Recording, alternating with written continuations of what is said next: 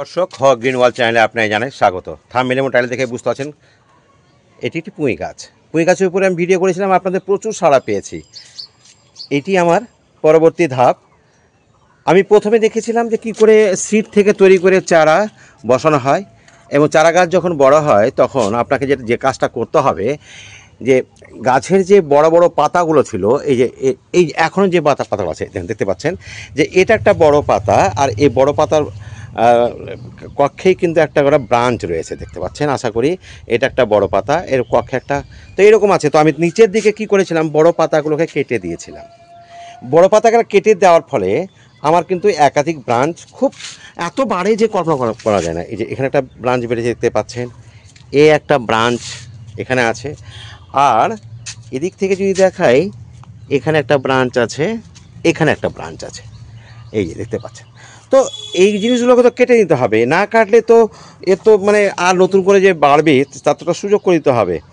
তো আমি ছোট একটা ভিডিওর মাধ্যমে শুধু এটুকু বলবো, আপনাদের মেসেজ দিচ্ছি যারা একটু ছাদ বাগান করেন, এটা তো খুব পুষ্টিকর খাবার। আমরা তো এই ব্যাপারে ইতিপূর্বে যে ভিডিওটা করেছি তার পুষ্টিকর নিয়েও একটা আলোচনা করেছি। তো যাই হোক, এইটা সবজিটা খুব ইজিলি করা যায়। আপনি গোবর মাটি বা কম্পোস্ট আর মাটি দিয়েই যে কোনো চারা গাছ বসাবেন। চারা গাছ যদি আপনি এমনিতে না পান আপনার এলাকাতে, তাহলে বাজার থেকে যে পুঁই ডাঁটা নিয়ে আসবেন, তার একটা 5-6 ইঞ্চির ডাঁটা একটা জলে ভিজিয়ে রেখে দেবেন, কিংবা মাটিতে পুঁতে দেবেন। সেখান থেকে দেখবেন 2-3টে পুঁতে দেবেন, দেখবেন যে 2-1টা বাদ গেলেও এক একটা হয়ে যাবে। একটা গাছ হলেই যথেষ্ট। তার পরবর্তীতে কী করবেন, যখন এখান থেকে সিড হয়, সিড থেকে আবার চারা তৈরি করে নেবেন। এভাবে পরপর করতেই থাকবেন। আর আমার কাছাকাছি যারা আছে, যদি কেউ মনে করেন যে আমি চারা গাছ নেবো, তো আমার কাছে যোগাযোগ করবেন, আমি দিয়ে দিতে পারবো। তো যাই হোক, আমি পরবর্তী কথাটা বলছি। আগে আমি এক্সট্রা যে ব্রাঞ্চগুলো দেখালাম, সেই ব্রাঞ্চগুলো আগে কেটে নিই।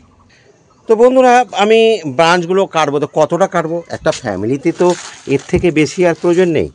দরকার হলে আর 1 সপ্তাহ পরে আবার কাটবো। তো এই কটাই আমি কাটলাম, যেটা মানে 500 গ্রাম হয়ে যাবে। এবার যেটা কাজ করতে হবে, এই যে বড় পাতাগুলো বললাম, যে এই যে ব্রাঞ্চগুলো আছে, এই ব্রাঞ্চগুলোকে বাড়তে হলে এরকম এই যে এভাবে কিন্তু কেটে নিতে হবে। তো আমি এভাবে কয়েকটা পাতা কেটে নিচ্ছি, তারপরে ফিরছি আবার। তো বন্ধুরা, দেখতেই পাচ্ছেন একদম পুরো ফাঁকা করে দিলাম। পরবর্তীতে আর 1 সপ্তাহ পরে দেখা যাবে যে প্রচুর হয়ে গেছে। তো সেই ভিডিও তো আমাদের দেখতেই হবে। আর একটা জিনিস মনে রাখবেন, এইভাবে এই যে কাটলাম, আর এই যে ব্রাঞ্চগুলো আছে, এই ব্রাঞ্চগুলোকে বাড়ার জন্য আমাকে যে খাবারটা দিতে হবে, আপনার কাছে যদি কম্পোস্ট থাকে বা গোবর সার থাকে, আপনি দেবেন। এখন যদি আপনি শহরের বাসিন্দা হন, হয়তো গোবর সার হয়তো পাওয়া একটু মুশকিল হয়ে যায়, কিংবা কম্পোস্ট হয়তো হাতের কাছে নেই, তাহলে ফার্টিলাইজার দোকানে যাবেন, আপনি এখানে ডিএপি দেবেন। 10টা বা 15টা বা 20টা দানা ডিএপি দেবেন, অন্য কিছু দেওয়া দরকার নেই।